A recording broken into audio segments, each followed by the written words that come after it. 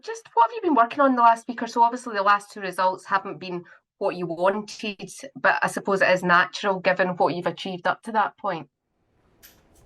Yeah, pretty normal. Just kind of you know, having our normal processes after a game, and then just sort of preparing for.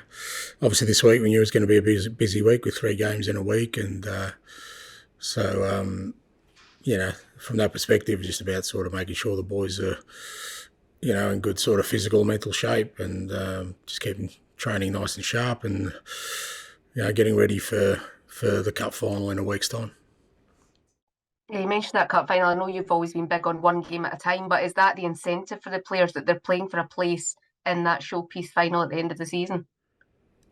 I don't know if they're playing for a place. They want to be ready, and we've got 2 games where we can prepare for that, and the best way to prepare for that is just to play our football and make sure that, like I said, everyone's in great condition. There's that in terms of selection for that cup final, that'll just come down to like it usually does. Just how we've trained, how people look at training, what I think we need to start with. But it's not about just sort of people performing now and getting their position in the lineup, because it's never about that. It's about just making sure that, like I said, we're all well prepared for what's ahead. Hi, Ange. Hope you're well. Can I just ask you a bit more about what you've been doing in the last couple of weeks? Matt O'Reilly says that you've been working a lot on mindset. I just wonder, as a manager and other coaches, how do you address affecting a player's mindset? I don't know. I guess it's just through experience. You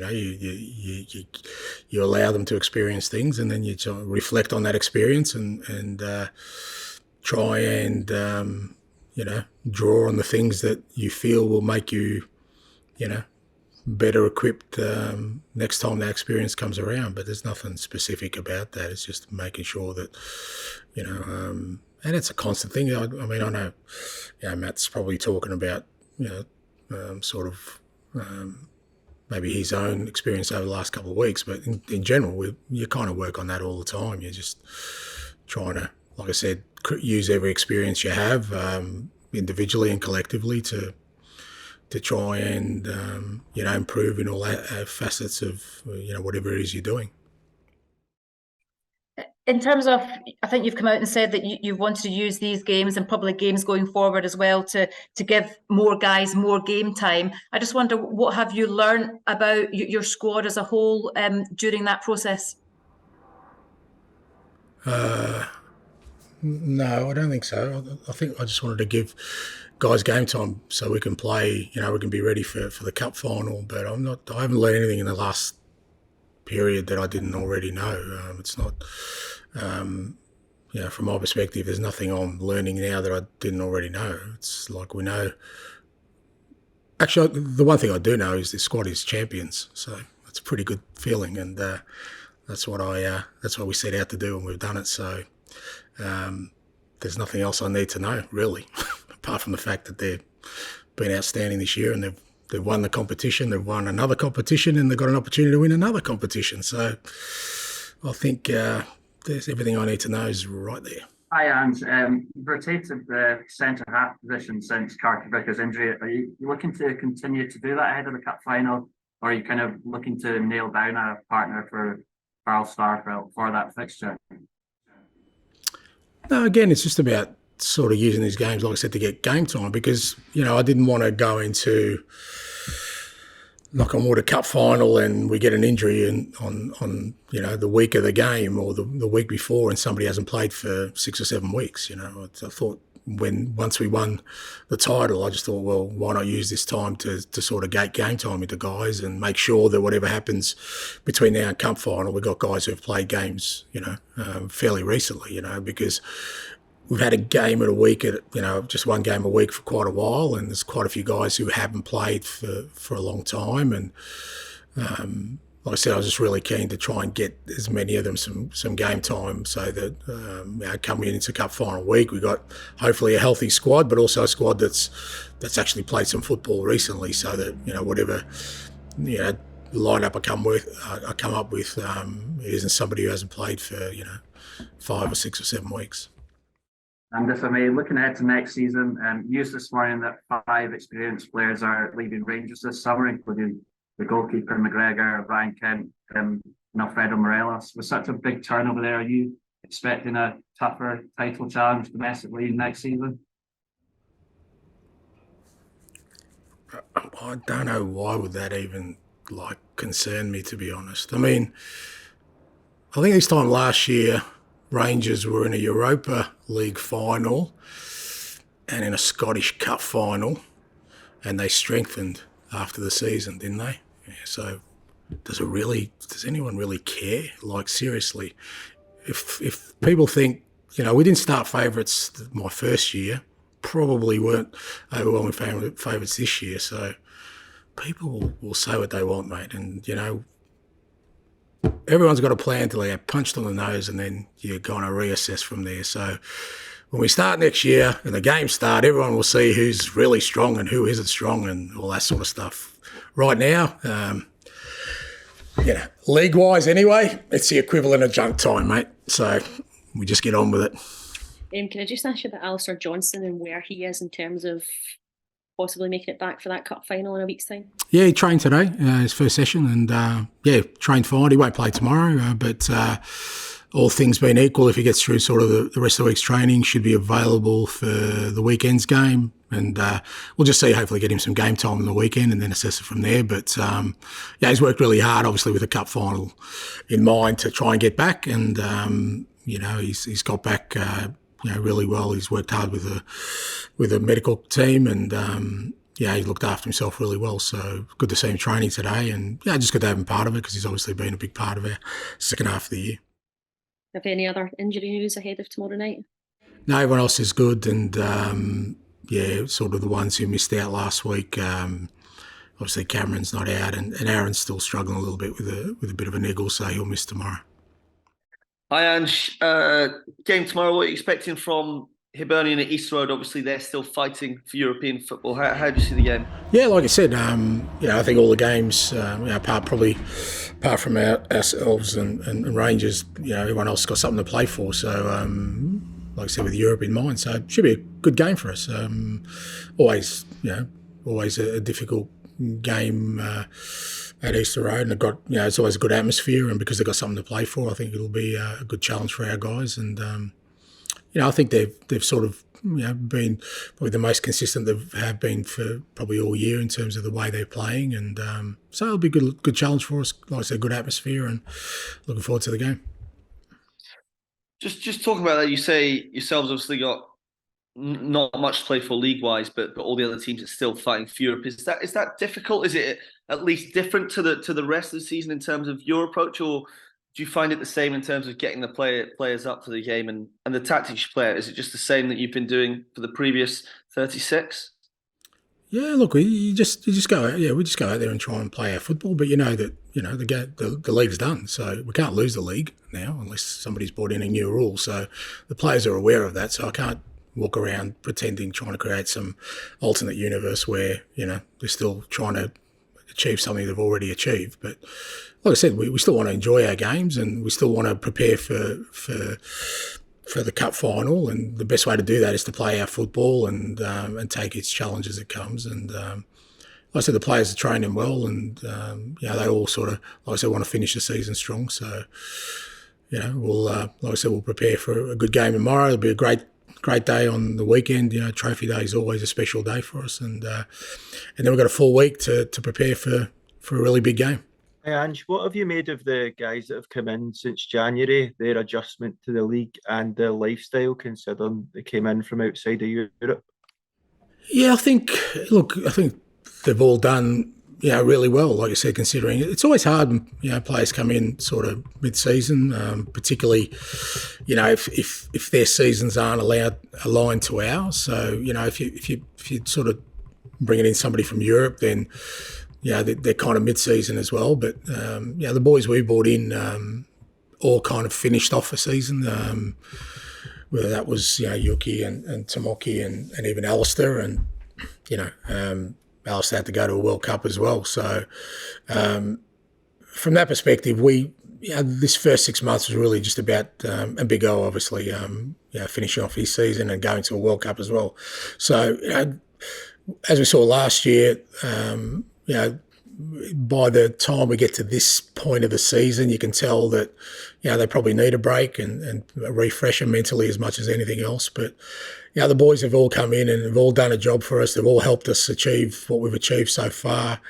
They've fit in really well with the group. They're contributing where they can, and I've got no doubt. Once we start pre-season next year, they'll feel much more sort of comfortable about tackling the season ahead, and particularly with the pre-season under their belts, and being able to start at the same place as everyone else. Because, as I said, it's not easy when you've completed a season. You come across here and then everyone else is kind of mid-season. You're playing sort of 18 months of football without a real sort of break. So, for all of them, I think this has been good because it's introduced them to the football here, the club here, life here in many respects. And it means pre-season next year, they'll hit the ground running. Spoke recently about slight tactical tweaks you made after the Champions League. How do you think the team have adapted to that? Yeah, it's a work in progress. We kind of, sort of looked at the way we tackle Champions League and sort of how we can improve so that, next year we can sort of, as I keep saying, chipping away at the difference that there is obviously between us and the clubs that are in there regularly, which is obviously our first goal to get in there regularly. And, I think the boys have embraced it. We changed our game. We were, I thought we became a lot more dominant in terms of, the way we control games and really, denied oppositions, the opportunity to really create too much against us domestically. And that was because of sort of the players, embraced the lessons we learnt through the Champions League experience. And then also, I think that the sheer volume of goals we've scored in all competitions has come from the fact that, again, Champions League experience teaches you that, you don't get as many chances. So the kind of chances you create and the ability to convert those opportunities becomes really important. And again, I think that's why we've scored so many goals in the league this year, particularly since then, is because the players have really sort of concentrated on those areas of focus. Just wanted to speak to you a wee bit about goalkeepers. During your time in Japan, your goalkeepers were known for being a big part of the build-up play from the back. And we saw Joe Hart in pre-season, especially against Norwich when I was there. He was like quite far up the pitch, almost acting like a third centre-back. Overall, we haven't seen it as much as maybe we thought we might see that. So I just wondered, what's your current thinking on the goalkeeper's role in build-up play and how far up the pitch you want them to be to operate within that system? Yeah, look, I mean, it's all a bit relative. I guess in Japan we were a bit more aggressive, but it was a different kind of game we had to address there in terms of the style of football and the style of opposition we were meeting. So it kind of suited us to be a bit more aggressive. There were times this year where we have been a little bit more, but, for the most part, we found this year that, with teams sitting off so deep, there just wasn't really that need for us to sort of, involve our goalkeeper in the build-up. If anything, we've tried to make adjustments where we don't use him at all, if possible. Not Joe, just our goalkeeper in general. I think for the most part, most teams will use kind of that as a little bit of a trigger to kind of, press you. And what we try to do is set up our football beyond, that first pass to get beyond lines. And so there hasn't really been a need for us, to kind of have that more aggressive position.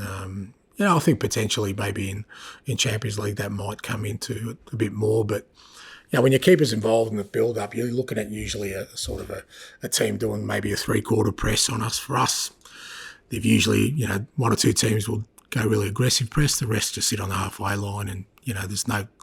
Like I said, I don't really want the goalkeeper involved in the build-up there. It's more what we do beyond that point.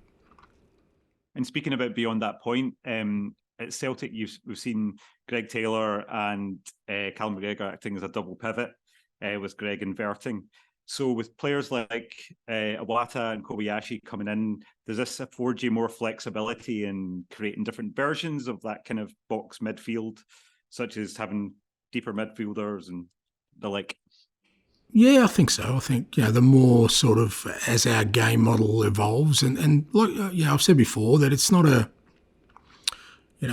step-by-step plan. Some of it just happens organically because of the nature of the players you kind of bring in, and definitely, I think with, Kobayashi and Iwata and even Alistair, it's about how can we develop more sort of tools in our game to find solutions when,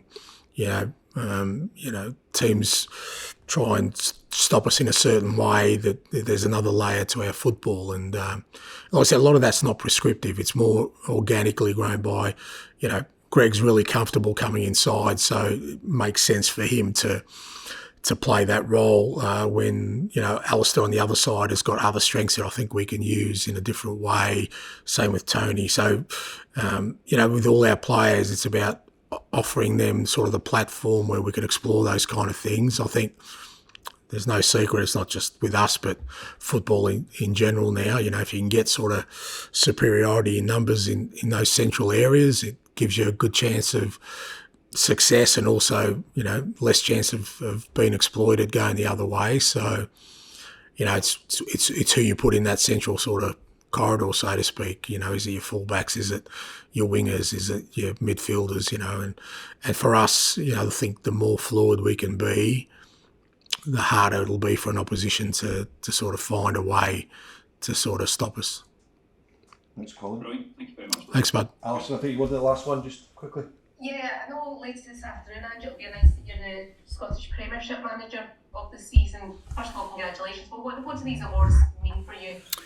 Just, it's a great recognition for everyone involved. I guess, the players are obviously the first ones, but, they sort of get recognised in their own way. But I think Manager of the Year is a recognition of the work all the staff have done off the field to prepare the players,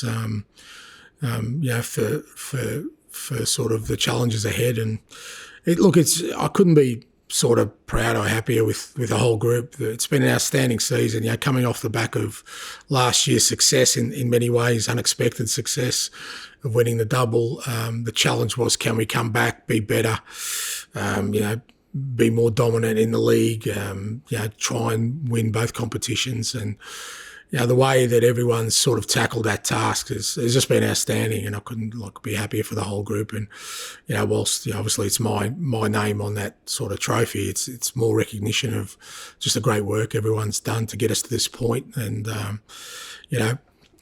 still got, like I said, a cup final to make it a truly special year, but irrespective of that, just outstanding work from everyone involved.